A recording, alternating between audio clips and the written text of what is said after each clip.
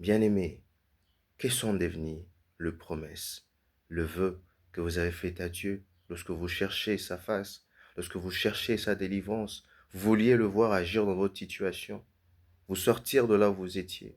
Les avez-vous tous accomplis? Bien-aimés, sachez que Dieu n'oublie pas. Quand nous faisons un vœu, une promesse, Dieu n'oublie pas.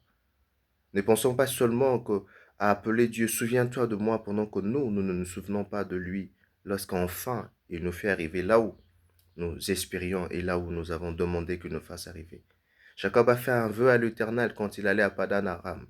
Dieu lui a paru et Jacob a fait un vœu, il est parti. Mais quand Jacob revient, il a oublié de mettre Dieu en priorité, comme cela devait se faire, le Dieu qu'il a gardé, qu'il a ramené, sain et sauf sur cette terre-là. Et Jacob de Genèse 28, quand il partait, n'est pas le même quand il revient.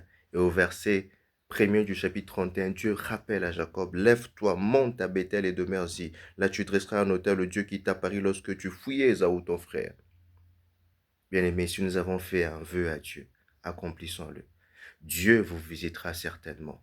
Dieu accomplira ce que vous lui avez demandé. Vous aussi, n'oubliez pas Dieu. Faites comme Jephthé. Il a fait une promesse à Dieu, un vœu à Dieu. Ça lui coûtait quand il revient. C'était sa seule fille.